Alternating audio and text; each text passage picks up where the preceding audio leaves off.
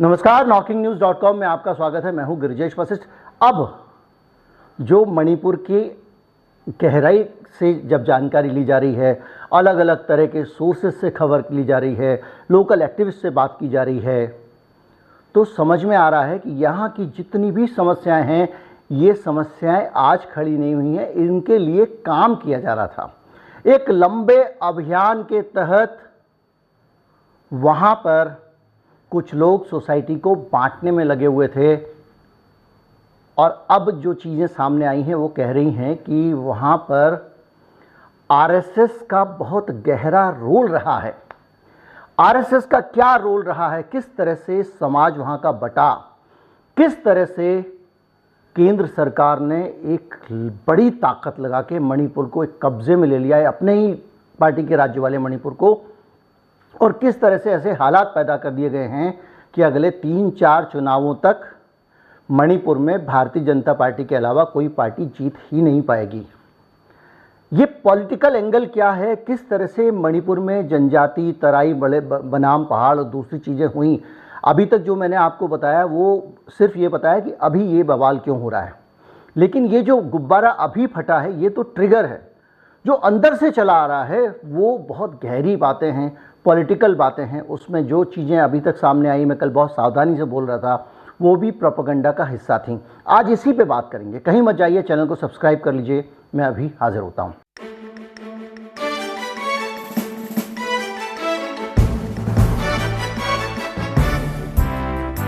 बातचीत बढ़ाने से पहले कुछ चीज़ें आपको बहुत अच्छी तरह से दोबारा से समझाने की ज़रूरत है। जब तक आप मणिपुर को समझेंगे नहीं, चीज़ों को आगे समझने में दिक्कत होगी। जिन लोगों ने बाकी वीडियो देखे हैं वो शायद थोड़ा समझ रहे हों। दरअसल क्या है कि मणिपुर एक पहाड़ी राज्य है, जैसे हमारा उत्तराखंड है, जैसे हिमाचल। यहाँ का जो भूभाग होता है, भू संरचना होती है, 2 तरह की होती है। एक तो होते हैं हिल्स, पहाड़ ऊंचाई पे, दूसरा होती है तराई। हर पहाड़ की जो तलहटी है, तराई है, जहाँ पे मैदान होता है वो कहलाती है तराई। जैसे कि हल्द्वानी तराई है, जैसे कि काठगोदाम तराई है। नैनीताल जाएंगे वो पहाड़ है, बद्रीनाथ जाएंगे पहाड़ है, हरिद्वार तराई है, देहरादून तराई है। तो इस तरह से जब आप समझेंगे तो आपने क्या किया, पहाड़ को 2 तरह से देखना शुरू किया। एक वो जो पर्वतीय हिस्सा है, दूसरा वो हिस्सा जो वैली का, तराई का हिस्सा है। जो वैली वाला हिस्सा है, तराई वाला हिस्सा है, उस इलाके में जो आबादी रहती है वो मैतेई है। मैतेई जो हैं उसमें ज़्यादातर या तो ब्राह्मण हैं या फिर हिंदू धर्म को मानने वाले हैं। मैतेई एक मेजॉरिटी कम्युनिटी है, क्योंकि 50 से 55% आबादी मैतेई की है और 40 से 42% आबादी वहाँ पे आदिवासियों की है, जो पहाड़ों पर रहते हैं। इनके बीच में तनाव नया नहीं है, लंबे समय से चला आ रहा है, बीच बीच में उखड़ जाता है। लेकिन जो तनाव है उसकी वजह यह है कि जो मैदान में रहने वाले मैतेई हैं वो सिर्फ 10% ज़मीन पर रहते हैं और उनको लगता है कि उनके साथ अन्याय हो रहा है और उनको बाकी हिस्सों में भी मणिपुर के ज़मीनें खरीदने का अधिकार होना चाहिए। उनका कहना यह है कि हम तो आदिवासी हैं और अंग्रेज़ों के ज़माने में भी हमको आदिवासी का ही दर्जा प्राप्त था।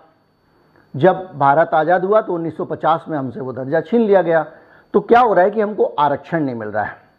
आरक्षण के कारण एक दिक्कत और आ रही है कि मणिपुर में जो अधिकारी बहुत सारे चयन करके आते हैं वहाँ के, वो ज़्यादातर पहाड़ी इलाकों के और आदिवासी इलाकों के होते हैं और जो मैदान के इलाके वाले लोग हैं वो उसमें उतना मौका नहीं पा पाते। लेकिन इसके उलट मैदान में आबादी का घनत्व ज़्यादा है। मणिपुर में ज़्यादातर जो सीटें हैं विधानसभा की वो उन इलाकों में है जहाँ पर मैतेई हैं।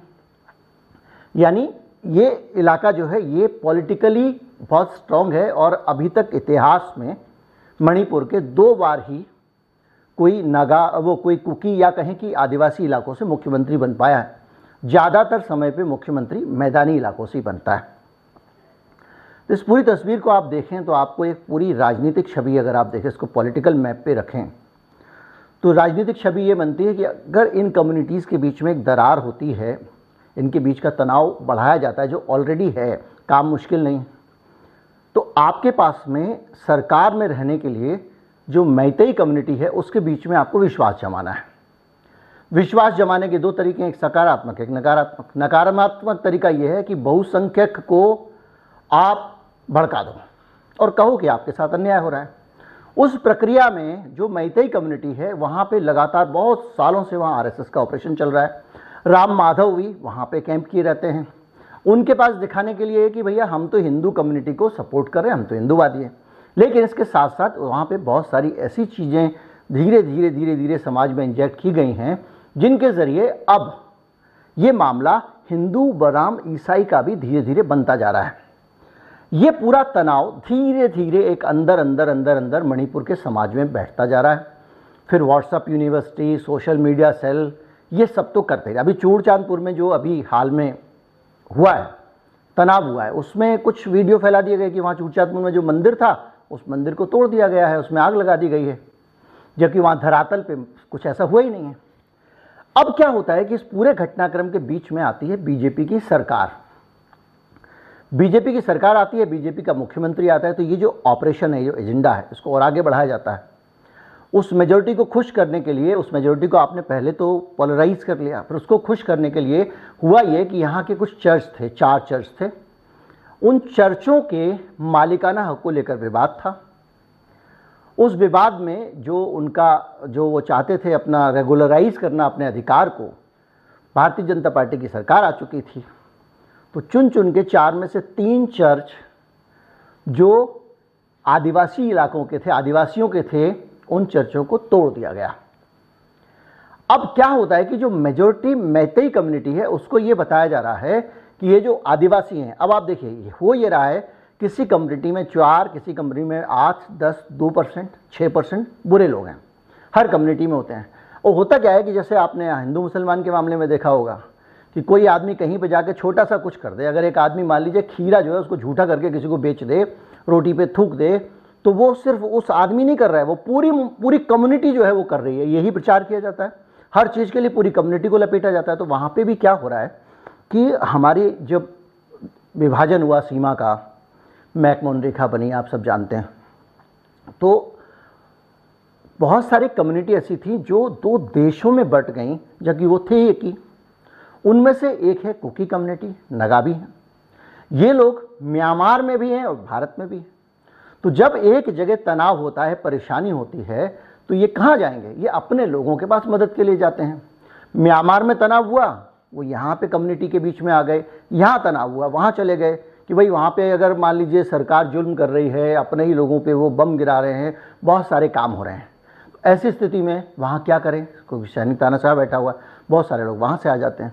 जब वहाँ से आते हैं तो यहाँ मैतेई कम्युनिटी में ये फैलाया जाता है कि ये वहाँ पे अपनी लगातार आबादी बढ़ा रहे हैं, इन्होंने पहाड़ पे कब्जा कर लिया है। आबादी थोड़ी बड़ी है, इसमें कोई शक नहीं है, उनके मत संख्या भी बड़ी है, और ये वहाँ पे पूरा पहाड़ पे कब्जा कर रहे हैं और हमको पहाड़ पे जाने नहीं दिया जाता। उनको ये भी बताया जाता है कि वो लोग आके वहाँ पे अफीम की खेती कर रहे हैं, वो लोग वहाँ पे आके गांजे की खेती कर रहे हैं। अब सरकार क्या कर रही है? सरकार उन जगहों को साफ कर रही है और सरकार उन जगहों पे अपने इंटरेस्ट देख रही है, और वो कह रही है कि हम गांजे की खेती को लीगलाइज करेंगे क्योंकि वो दवा बनाने के काम आता है। मणिपुर की सरकार कह रही है। और इस पूरे के पूरे तनाव के बीच में ये जो आरक्षण वाला मसला आ जाता है, मणिपुर हाईकोर्ट का एक फैसला आता है जिसमें कहा जाता है कि सरकार को इसमें क्या दिक्कत है कि आप मैतेई को, जो नीचे वाले इलाके में रहते हैं, तराई में रहते हैं, उनको भी आरक्षण दे दीजिए, आदिवासी का दर्जा दे दीजिए, वो तो पहले से ही आदिवासी हैं। अब ऊपर वालों को ये लग रहा है कि अगर ये पहले से ही सशक्त हैं, इनकी आबादी भी ज़्यादा है, तो ये आएंगे तो हम आदिवासी इलाके में जो लोग रहते हैं हमारे अधिकारों को छीनना शुरू कर देंगे। अभी हमको जो रिजर्वेशन मिलता है, चाहे दिल्ली में चले जाएं या कहीं चले जाएं, बड़े बड़े अधिकारी हमारी कम्युनिटी के हैं, फिर ये जो हमको मिल रहा है हिस्सा वो छीन लेंगे क्योंकि इनको भी आरक्षण मिल जाएगा, और ये पहाड़ों में बसना शुरू कर देंगे। तो पहाड़ों का जो नेचुरल स्ट्रक्चर है, क्योंकि पहाड़ों में आदिवासियों को रहने का अधिकार है, तो ये बस जाएंगे तो पहाड़ नष्ट हो जाएंगे, पहाड़ों की कुदरत चली जाएगी और आदिवासियों के हक बट जाएंगे। अभी जो चीज़ 40% लोगों को मिल रही है वो 90% लोगों को मिलने लगेगी स्टेट में, तो उसके बाद में इनके लिए समस्या खड़ी हो जाएंगी। तो ये पूरा तनाव चल रहा है। इस तनाव के बीच में भारतीय जनता पार्टी ने अपने लिए एक स्कोप बना लिया, क्योंकि अगर आप मेजोरिटी का साथ दोगे, माइनॉरिटी को डिफेम करोगे तो मेजोरिटी कंसोलिडेट हो जाएगी। यही हो रहा है और इस वजह से उनको अफीम का व्यापारी, विदेशी घुसपैठिया, ये सब घोषित करके लगातार एक प्रचार चल रहा है। कहाँ पे? ज़मीनी इलाकों में। और उनको ये समझाया जा रहा है कि ये जो कुकी हैं ये तो यहाँ के मूल निवासी नहीं हैं, जबकि वो भी वहाँ के बहुत पुराने निवासी हैं और वो उनका सैकड़ों साल का इतिहास मिलता है वहाँ का। और ये घुसपैठिए हैं, ये घुसपैठिए वहाँ से आके यहाँ अफीम की खेती कर रहे हैं, ये घुसपैठिए हैं वहाँ से आके यहाँ पे पूरा जो है वो सत्यानाश कर रहे हैं और पूरा कब्जा कर ले रहे हैं, जंगल काट रहे हैं, उसके बीच में बस्तियाँ बसा रहे हैं और बहुत सारी चीज़ें हैं। इसके कारण वो गुस्से में। इस बीच में जब रिजर्वेशन का फैसला आता है तो मुख्यमंत्री के प्रति गुस्सा पहले से ही है, क्योंकि चर्च तोड़े जा चुके हैं और बहुत सारी चीज़ें हो चुकी हैं। नशे के खिलाफ अभियान के नाम पे बहुत सारी ज्यादतियाँ हुई हैं। तो ये जो रिजर्वेशन वाला मामला आता है ये बन जाता है उनके लिए अस्तित्व का सवाल। जब अस्तित्व का सवाल बनता है तो वो लोग जो है सड़कों पर आ जाते हैं और मुख्यमंत्री का जो कार्यक्रम होने वाला था वहाँ जाके तोड़ फोड़, आगजनी और तमाम चीज़ें जब वो होता है तो इधर जो दूसरी कम्युनिटी है इसको समझाया जाता है कि भाई देखो तुम पे ये हो रहा है। तो इसमें से भी कुछ लोग शुरू हो जाते हैं, वहाँ पर भी कुछ लोग शुरू हो रहे हैं। लेकिन हो ये रहा है कि अफीम की खेती एक करेगा, पूरे के पूरे आदिवासी जो हैं ट्राइब्स वो अफीम की खेती करते हैं। कुछ घुसपैठिए आ गए तो सारे ट्राइब्स घुसपैठिए हैं। कुछ लोगों ने, मैतेई ने, अगर एक गेट बना हुआ था वहाँ मेमोरियल वाला, उसको जला दिया। तो उनको ये समझ में आ रहा है कि सारे मैतेई हमारे खिलाफ हैं। तो जो एक्टिविस्ट लोग हैं वो 5 से 10% होते हैं। आप भी जा रहते हैं, हम जा रहते हैं।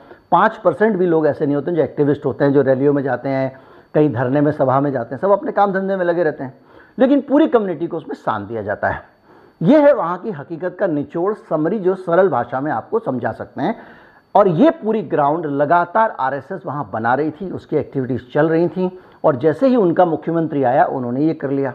अच्छा, इसके बाद क्या होता है कि जो केंद्र की सरकार है वो 355 धारा लगा के वहाँ पे सारे अधिकार, पहली बार भारत के इतिहास में लोग कह रहे हैं ये लगा है, ले लेती है और वहाँ आर्मी को उतार देती है। यानी अब सिलेक्टिव तरीके से एक्शन की बात हो रही है, जैसे कि कश्मीर में होती है।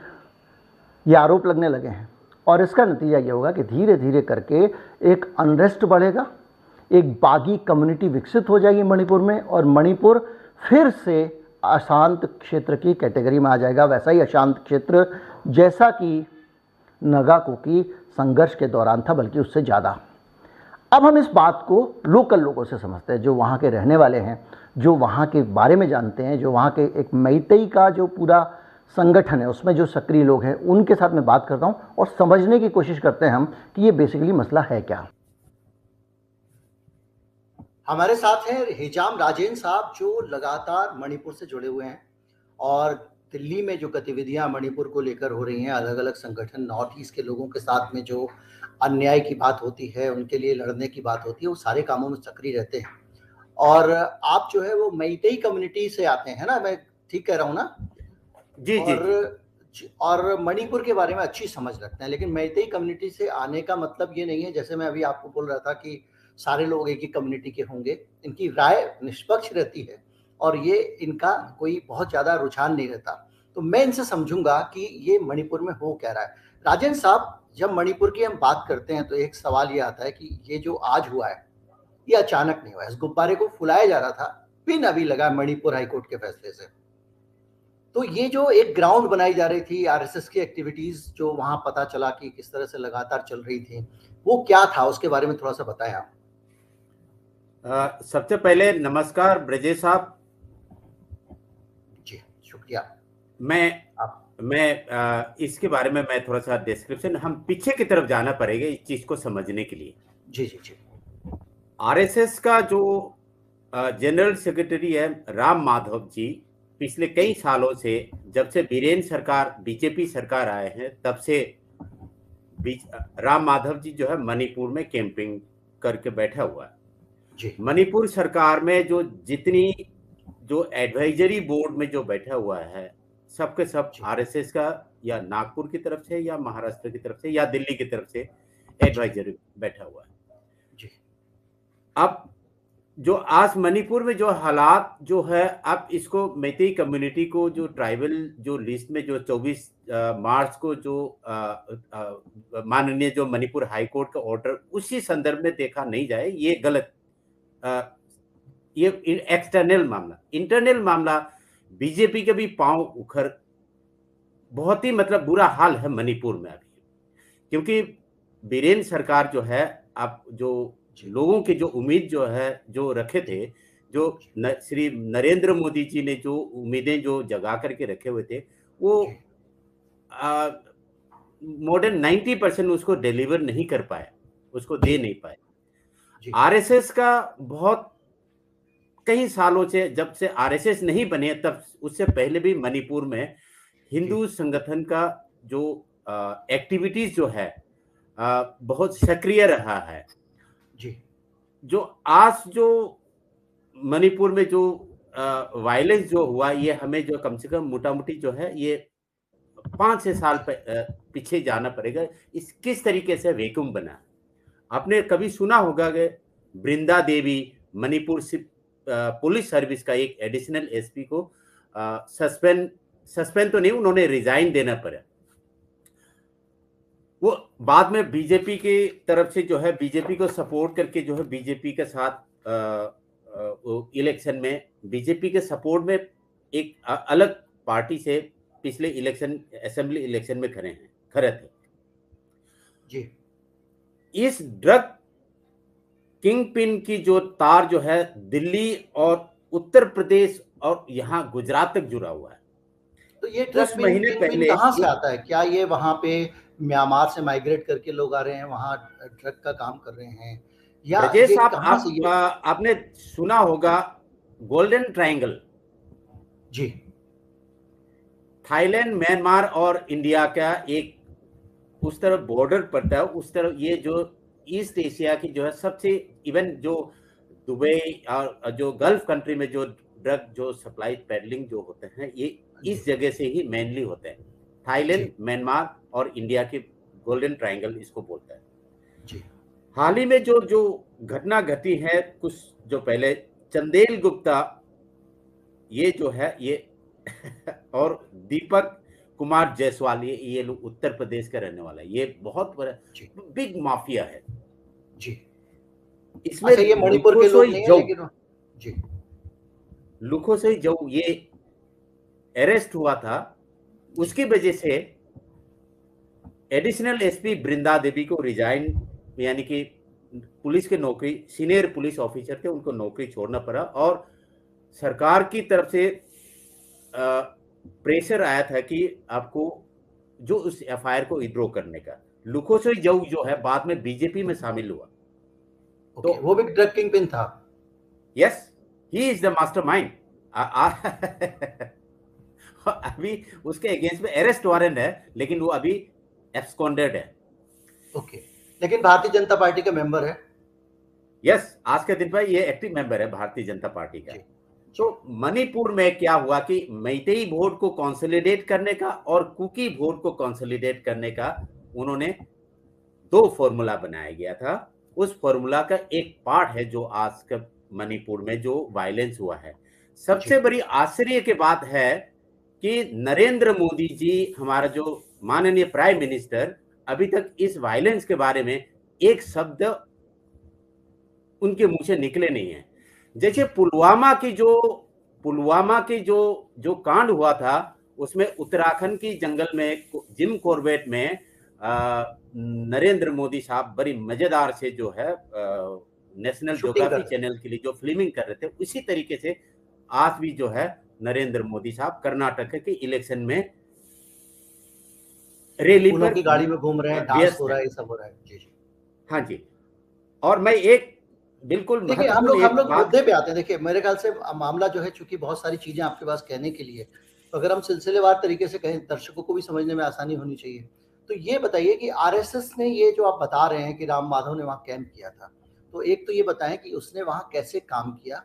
दूसरा, ड्रग पेडलिंग वाला, उसके बाद हम आते हैं। पॉलिटिकल एस्पेक्ट पर उसके बाद चलेंगे तो ठीक रहेगा। राम माधव जी सबसे पहले तो इम्फाल में इसके एक ट्राइबल एरिया में एक इसके मणिपुर और असम के बीच में एक डिस्ट्रिक्ट है, नुंगबा डिस्ट्रिक्ट। जी उस तरह जहाँ पर जो रेलवे स्टेशन अभी जो हाल ही में पहुंचा है, रेल पहुंचा है, जी जी उस एरिया में वो मेजर ट्राइबल एरिया है। उस जगह पर उन्होंने कैंपिंग किया है। ट्राइबल जो सोसाइटी के जो लोग हैं उनको कंसोलिडेट करने का, एक वोट कहीं न जाए, तो वो उन्होंने उस जगह पर काम किया। और दूसरा वैली में जो है, valley is a Hindu majority, and जो हिल जो है ट्राइबल क्रिश्चियन है 100%, उसमें कोई हिंदू नहीं है वहाँ पर। और जी कुछ जो पुराने जो हिल ट्राइब के जो धर्म जो मान्यता जो है उस कुछ लोग मानते हैं, बट वो मानते हैं, गिने वो चुने अपने एक गुरु, आधा जो। जी, अपने गुरु को ही मानते हैं, किसी की बात नहीं मानते हैं, कोई सरकार नहीं मानते हैं, हाँ जी, हाँ जी, जो उस तरीके का ट्रेडिशनल एक कुकिंग। जी ट्रेडिशनल एक उधर जो है एक सना मही करके लोकल रिलीजन है, जो जी कल्ट की तरह है, उसी को मानते जी हैं। जी इस तरफ इम्फाल में राम माधव जी, हमारे जो जी चीफ मिनिस्टर बीरेन जी जो है, जी उन्होंने इम्फाल जो हिंदू वोट को एक पोलराइजेशन के लिए, ताकि जो है आने वाला 50 साल तक जो है, ताकि कहीं न जाए, हिंदू और क्रिश्चियन के बीच में, जो हिल ट्राइब के बीच में, उसको खाई पैदा करने का खूब कोशिश की। लेकिन एक अच्छा, जो ट्राइब नॉन एक ट्राइब था उसको इन्होंने हिंदू क्रिश्चियन बनाया। नो, हिल का जो है ये ट्राइब था, इनको जी, क्रिश्चियन बनाया। जो मतलब इस मसले को, ये इस इश्यू को, जो जो इश्यू था कि भाई आपका मैतेई और कुकी वाला इश्यू था या ट्राइब वाला इश्यू था, उस इश्यू को बदल के इन्होंने हिंदू और क्रिश्चियन का रंग देने की कोशिश की, ये कहना चाह रहे हैं आप? नहीं नहीं, मैं ये इस संदर्भ में ये थोड़ा सा गलत होगा। हिंदू और क्रिश्चियन के कोई अभी रंग नहीं दिया, लेकिन ये जी इससे पहले क्या है, जी ये मसले जो है इससे पहले का है। हिंदू और क्रिश्चियन के जो है ये डिबेट, ये एक पार्ट ऑफ द गेम हो गया। जी जी लेकिन आज की जो संदर्भ जो उसमें हिंदू और हाँ, क्रिश्चियन को लेकिन कोई। वो ग्राउंड, जी ठीक है ना, लेकिन वो ग्राउंड पहले जो बनाई जा रही थी, जो आज मणिपुर हाईकोर्ट के फैसले के बाद उसमें आग लग गई, जो पेट्रोल अभी तक समाज में डाला गया था। जी, जी, यही यही मैं तो समझना चाह रहा था, यही कहना चाह रहे हैं ना आप? ये जो मणिपुर हाई कोर्ट का जो 24 मार्च के जो मणिपुर ऑनरेबल जो मणिपुर हाई कोर्ट का जो ऑर्डर जो है, एक ट्राइगर पॉइंट है जी जी ये मणिपुर आज की जो दिन बॉइलिंग जो वायलेंस जो घटना जो घटी, इसे कोई लेना देना नहीं था। ये पीछे से, ये कई दिनों से, कई सालों से जो ये इसके गेम जो है, ये वैक्यूम जो बनते जा रहे थे। जी बीरेन सरकार जो है टोटली फेलियर की तरफ जो है उनकी, ना आज के दिन पर कहूं तो नाकामयाब है। जी मणिपुर में ना पीने के पानी, आप इम्फाल वैली में जो है ना पीने का पानी है, ना इलेक्ट्रिसिटी ठीक से पहुंच रहा है। जो हमारे जो मोदी साहब का जो हर घर नल जल जो है, वो टोटली मणिपुर में ब्रजेश साहब ग्राउंड जीरो, बिल्कुल जीरो है। जी जी बिजली का हाल कहें तो इम्फाल शहर में थोड़ा कुछ ठीक ठाक है, लेकिन अगर थोड़ा सा हिल एरिया में, ट्राइब एरिया में, या थोड़ा सा इम्फाल से रिमोट एरिया में चली गया तो ये टोटली जीरो है। जी ये सारे चीज, सारे मुद्दे को कैसे न कैसे जो है उन्होंने रंग देना था, हवा देना था। तो एक ट्राइगर पॉइंट जो जी मितेई को एसटी में जो इंक्लूजन का जो मणिपुर हाई कोर्ट का जो ऑर्डर जो है, ये एक ट्राइगर पॉइंट है। जी। तो अब मैं ये समझना चाह रहा हूँ कि हाई कोर्ट की एक सिंगल मेंबर बेंच ने ये फैसला दिया है, जी अभी तो इसको हाई कोर्ट में ही अपील की जा सकती है। अगर मान लीजिए लार्जर बेंच भी उसको नहीं मानता है, सुप्रीम कोर्ट जाया जा सकता है, इतने सारे लीगल ऑप्शंस अवेलेबल हैं। लेकिन जी वो वहाँ पे जो ट्राइबल कम्युनिटी है, वो उसकी जगह हिंसा का रास्ता अपना रही है, ना कि इसकी तरफ जा रही है। दूसरा, मेरे ख्याल से जहाँ तक मुझे याद आता है, भारत के इतिहास में पहली बार 355 किसी जगह लगाया गया है। ये करीब करीब 355, मतलब मोटा मोटा जो कानून व्यवस्था की पूरी स्थिति है वहाँ की, वो केंद्र ने अपने हाथ राष्ट्रपति में। शासन, हाँ, राष्ट्रपति शासन। राष्ट्रपति शासन, मतलब वहाँ पे चुनी हुई सरकार रहेगी। गवर्नर के हाथ में है। हाँ, गवर्नर के हाथ में है। तो जी वो जो स्थिति बनी है एकदम से वहाँ पे, क्या लॉ एंड ऑर्डर की सिचुएशन इतनी ज़्यादा खराब होने से पहले एक लंबे समय से जब आप बता रहे हैं कि ये पूरा एक माहौल बन रहा था, एक हालात पैदा किए जा रहे थे। जैसे अभी इस हिंसा के दौरान में चूरचंदपुर में ये कहा गया कि वहाँ पे मंदिर को तोड़ दिया गया, जला दिया गया है, बाद में पता चला था कि ऐसा कुछ भी नहीं हुआ है। तो ये पूरे घटनाक्रम जब पहले से बन रहा था, तो क्या स्टेट इंटेलिजेंस और नॉर्थ ईस्ट के जो बॉर्डरिंग स्टेट्स हैं, वहाँ पे तो सेंट्रल की एजेंसीज भी काम करती हैं। तो क्या आपको लगता है कि पहले से सरकार के पास कोई इन्फॉर्मेशन नहीं आ रही होगी या बिल्कुल फेलियर हो गया इंटेलिजेंस का? ब्रजेश साहब, मैं इस मामले में बताऊं तो सरकार ये सब जानते हैं। अगर नहीं जानते तो स्टेट इंटेलिजेंस आईबी का फेलियर है। आपको याद होगा कि असम और मिजोरम का जैसे जैसे बीजेपी का सरकार जहां जहां पर है वायलेंस को पसंद करते हैं। अब 3-4 महीने पहले असम और मिजोरम का जो पुलिस आपस में फायरिंग चले थे, 5 पुलिस वाले की मौत हुए थे। किसी को नेशनल मीडिया को नहीं पता था ये चीज। जी जी जी, जी याद है। असम और मिजोरम का बॉर्डर में पुलिस आपस में फायरिंग चल रही थी। उसके बाद हाल ही में मेघालय इलेक्शन से पहले, इलेक्शन के बाद, इलेक्शन से पहले भी इलेक्शन के बाद मेघालय पुलिस और असम पुलिस के आपस में फायरिंग चल रहे थे। मैं 100% मैं 100% मैं ये एश्योर बताना चाहूंगा कि बीजेपी सरकार पहले वायलेंस, मैं बीजेपी के खिलाफ नहीं हूं, ना मैं कांग्रेस की समर्थक हूं, मैं बिल्कुल लिबरल आदमी हूं। बीजेपी सरकार उस माहौल को बना करके, जैसे उत्तर प्रदेश में जो मुजफ्फरपुर में जो घटनाएं घटी थी, उस तरीके के घटनाएं बना करके मणिपुर को ये बिल्कुल एश्योर्ड करना चाहता है कि आने वाले 50 साल तक जो है अच्छा, बीजेपी एक के मसला हाथ ये पे। जो घुसपैठ का मसला है कि म्यांमार से बड़ी संख्या में लोग म्यांमार से भारत में घुस रहे हैं और वहाँ पे आबादी बढ़ गई है ट्राइबल्स की, इनके वोटर बढ़ गए हैं। ये मैतेई कम्युनिटी को कम्युनिकेट किया जाता है, आप भी मैतेई कम्युनिटी से आते हैं, तो एक न्यूट्रल पर्सपेक्टिव के तौर पे आपको क्या लगता है कि ये समस्या कितनी बड़ी है? जिस तरह की घुसपैठ की समस्या की बात होती है, आरएसएस के पब्लिकेशंस भी कहते हैं कि घुसपैठ हो रही है, तो ये क्या दरअसल आपकी नजर में समस्या क्या है, कितनी बड़ी है? ब्रजेश साहब, घुसपैठ की जो है ये बहुत बड़ी एक समस्या है। कुछ दिन पहले, 3-4 महीने पहले, म्यांमार जो जुंटा आर्मी ने बॉम्बिंग भी किया था मणिपुर बॉर्डर में, मणिपुर इंडिया और म्यांमार के बॉर्डर में। जी मणिपुर में जो घुसपैठ की समस्या काफी पुराना है, ये आज का नहीं है।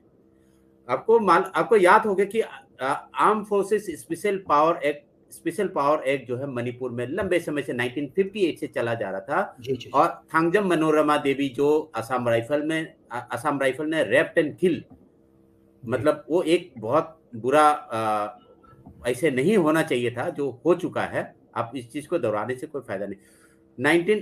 जो special arm forces special power act जो है आज भी मणिपुर और असम और नागालैंड की कई जगह पर वो देखते ही गोली मारो, या किसी भी जो आर्मी के एक जवान जो है अगर किसी मतलब को आर्मी शक के अगर कुछ तौर पर जो है किसी को भी गोली मारने का, पिछले कुछ भी साल कर को आपको सकते हैं, वो याद होगा कि समझ असम नहीं होते, उनको स्पेशल पावर दे दी है ताकि वो अगर आर्मी कहीं पे कोई अपन चलाते हैं तो उनके ऊपर पिछले साल को मुकदमा ना करे। यस पिछले साल को नागालैंड में 19 नागा विलेजर जो फार्मर जो खेत में काम करके घर आ रहे थे, आर्मी वाला ने उनको गोली चला दी, 19 लोग मर गए थे। दिल्ली हाई कोर्ट ने भी, सुप्रीम कोर्ट ने भी, आर्मी मिनिस्टर ऑफ डिफेंस ने अभी इसी अप्रैल महीने के जो एमओडी का जो ऑर्डर है, हम उनको हैंडओवर पनिशमेंट देने का हक में नहीं है। ये इस तरीके का नोटिस, और जो अब पंजाब बॉर्डर हो चाहे जेएनके बॉर्डर हो, बॉर्डर एरिया में हमेशा डिस्प्यूट और कॉन्फ्लिक्ट रहता है, इसमें कोई शक नहीं है। ये आज से नहीं, दादा बाबा आदम जमाने से या हमारा महाभारत और जो रामायण के जमाने से भी कॉन्फ्लिक्ट बॉर्डर एरिया में हमेशा चलता है।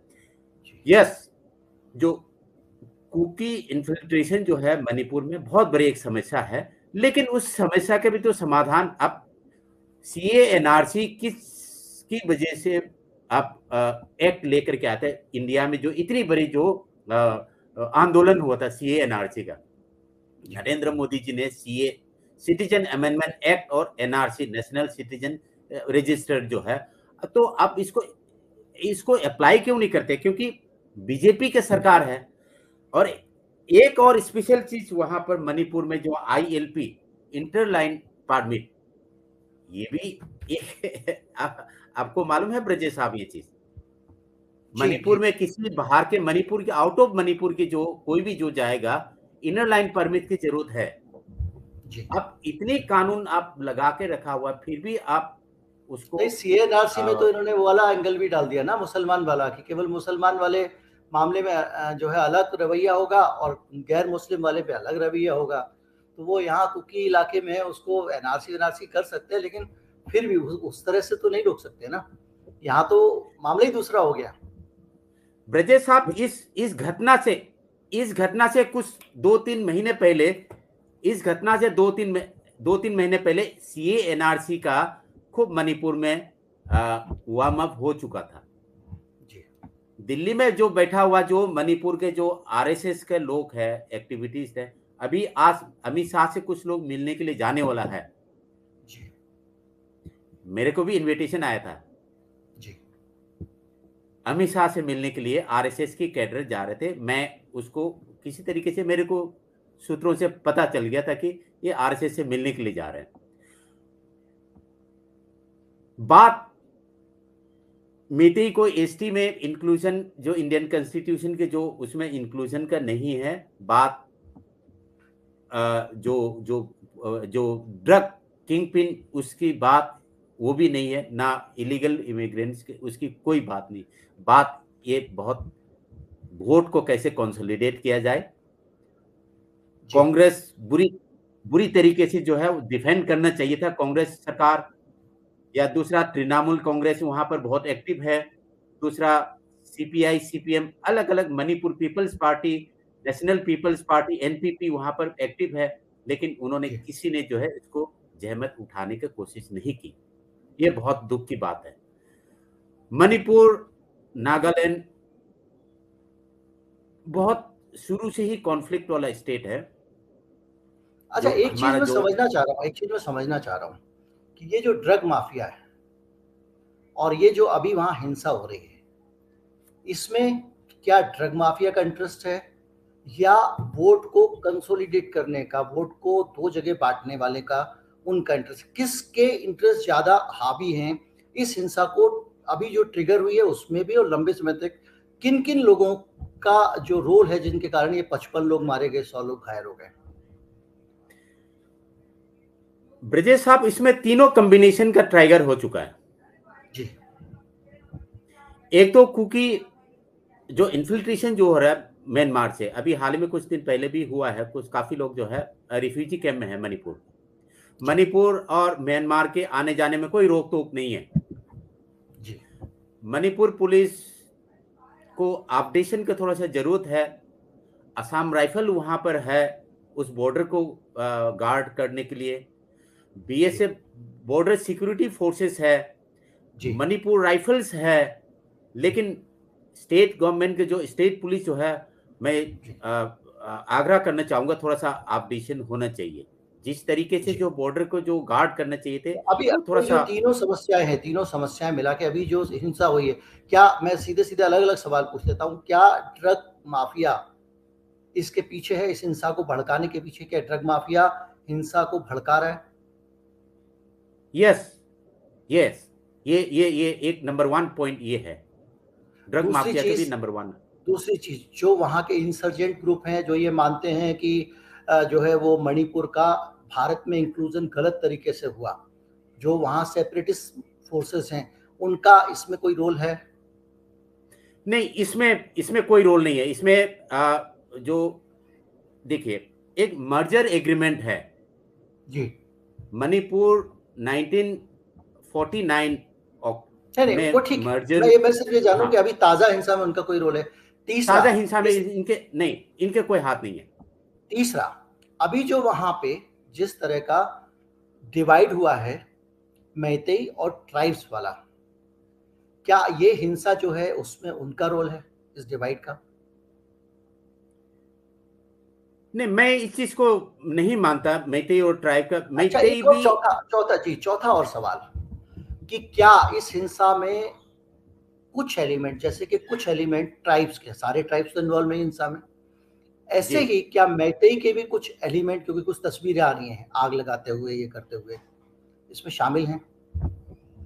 देखिए, मॉब में अब कंट्रोल करना थोड़ा सा मुश्किल है, यूथ को कंट्रोल करना थोड़ा सा मुश्किल है, क्योंकि आरएसएस का आरएसएस का यही रणनीति होता है कि मतलब पहले आप उसको एक, आप इस तरफ जो आप देख रहे हैं बजरंग दल और कई दल, मतलब मैं नाम तो नहीं लेना चाहूंगा, कई लोग जो है आप ऐसे हिंसा करते हैं, उस तरीके का वहां पर बजरंग दल तो है ही नहीं है। बट जो लोकल पॉपुलेशन जो है एक तरीके का माइंडसेट बन चुका है, आरएसएस ने उसको इतने टेम किया है, इतनी मतलब उसको बना दिया कि मतलब बजरंग दल से भी ज्यादा आप आप समझ सकते हैं इस चीज को। जी जी।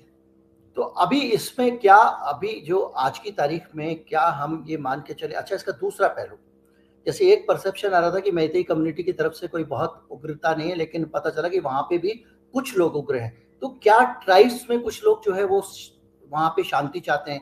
क्योंकि मेरे पास कुछ तस्वीरें और आई हैं कि जो वहां के नगा ट्राइब्स हैं, उनके बच्चे बड़े बड़े जुलूस निकाल रहे हैं, पीस मार्च कर रहे हैं कि शांति होनी चाहिए। देखिए, Naga tribe is considered as a indigenous tribe of Manipur. जी। नागा इतना हिंसा नहीं चाहते हैं, ठीक है, थोड़ा सा पॉलिटिकल मोटिवेशन होता है, लेकिन कुकीज नागा कुकी भी ट्राइब है, इतना। कुकी बच्चे भी हैं, वो भी वहां पे कुकीज का भी मार्च निकल रहा है, जिसमें वो पीस मार्च निकाल रहे हैं और शांति चाहते हैं। छोटे छोटे बच्चों की देखिए लंबा ब्रजेश साहब, जुलूस है। हर कम्युनिटी में अच्छे लोग होते हैं, हर कम्युनिटी जी में बुरे लोग भी होते हैं। जो पॉलिटिकल मोटिवेशन जो उस चुंगल से जो जो बचा हुआ जो कुछ संस्थान हैं, वो जी पीस मार्च के लिए पीस अपील करते हैं।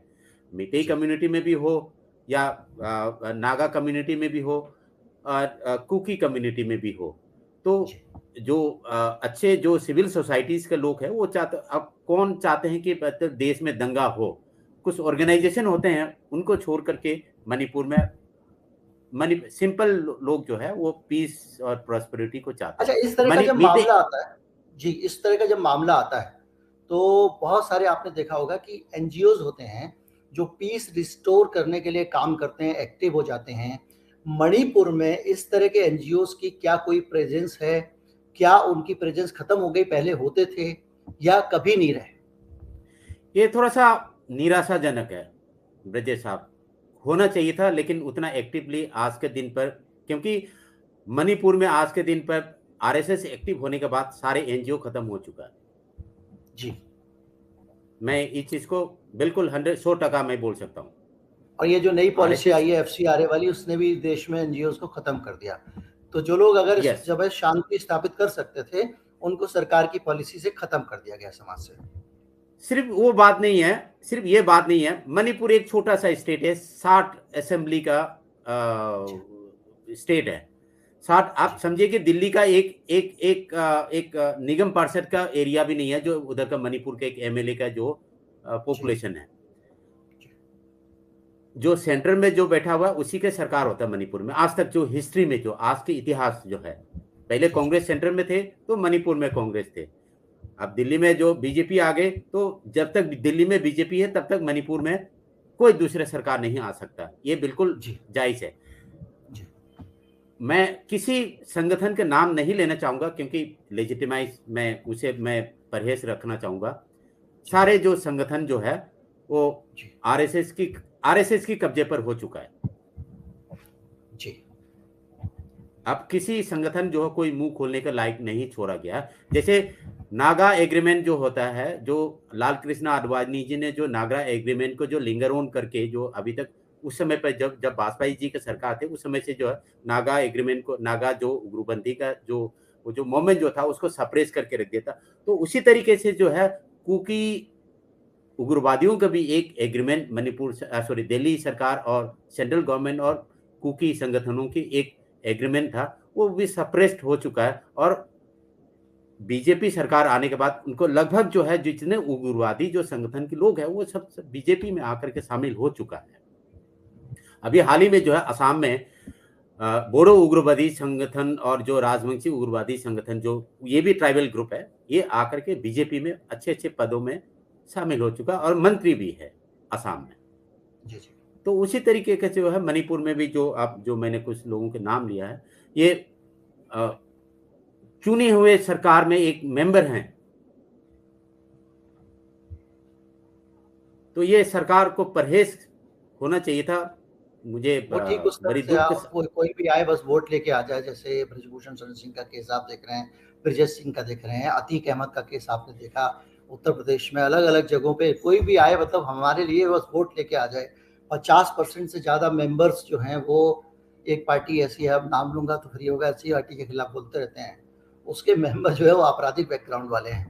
तो यस यस यस सेम, कोई फर्क नहीं है मणिपुर और दिल्ली की जो राजनीति में, लेकिन उधर की जो है राजनीति जो है झुकाव उस तरफ भी काफी रहता है, क्योंकि छोटा सा स्टेट है, 32 लाख 33 लाख, अभी हो सकता है 35 लाख भी पहुंच गया हो। मितई के लेकिन पॉपुलेशन जो है, जो छोटा प्लेन सा एरिया, 35 लाख की आबादी वाले स्टेट में अगर 50-55 लोग मर जाएं हिंसा से, तो बहुत काम करने की जरूरत है। ये होना नहीं चाहिए था सरकार की, ये टोटली फेल नहीं, सरकार प्रोवोकेशन में, पता नहीं कल बीरेन जी की मीटिंग हुई थी, उनके ऑल पार्टी मीटिंग्स हुई थी, लेकिन क्या रणनीति उन्होंने बनाई है और क्या होना चाहिए था। तो जो 50-55 लोगों की जो मौत हुए, ये बहुत दुखद बात है। ये चाहे किसी भी कम्युनिटी को, चाहे मितई कम्युनिटी को हो, चाहे नागा कम्युनिटी को हो, चाहे कुकी कम्युनिटी को हो, मौत मौत होता है, मौत की कोई रंग नहीं होता है, मौत की कोई रंग नहीं होता है, लेकिन रंग दिया गया, इसको इसको एवॉइड, इसको टाला जा सकता था इसको। जी राजन जी, बहुत बहुत धन्यवाद। आपने बहुत नज़दीक से जो आपकी स्टडी, आप चूंकि वहीं के रहने वाले, और आपका इस बात के लिए भी खास धन्यवाद कि आप इस पूरे डिस्कशन के बीच में आपकी बातचीत से कहीं लगा नहीं कि आप ट्राइब्स की तरफ हैं या आप मैतेई की तरफ हैं। ऐसा लगा कि आप इंसानियत की तरफ हैं और मणिपुर की तरफ हैं, और आपने उन सारी चीज़ों को साझा किया जो अभी तक लोग कहने में अलग अलग प्लेटफॉर्म पे थोड़ा संकोच कर रहे थे। बहुत बहुत धन्यवाद आपका। आपके ज़रिए हमको मणिपुर की समस्या को समझने की मदद मिली।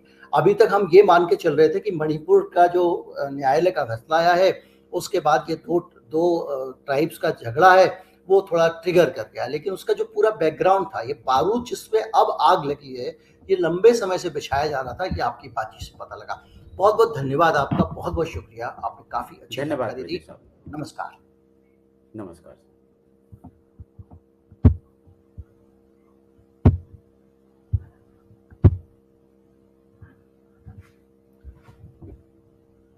तो अब आप समझ गए होंगे कि हिंदुस्तान में कहीं पे भी बवाल होना, उसके पीछे राजनीति जरूर होती है।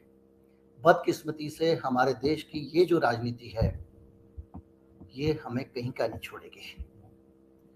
जहां पे जो ज्यादा लोग हैं उनको इकट्ठा करो, उनके अंदर जोश भरो, उनके अंदर नफरत भरो, उनका इस्तेमाल करो और राजनीति में धंधा कर लो। यही मणिपुर में हो रहा है। उम्मीद करता हूं कि इन सारी चीजों से आप समझ गए होंगे। आप देखिए, अब केंद्र वहां पहुंच गया है, केंद्र ने वहां की सुरक्षा व्यवस्था को अपने हाथ में ले लिया है। अब आने वाले समय में वहां शांति हो जाए, इसके लिए हम प्रार्थना ही कर सकते हैं, क्योंकि जिन लोगों को शांति स्थापना करनी है उन्हीं पर आरोप लग रहे हैं कि उन्होंने अशांति फैलाई है। नमस्कार।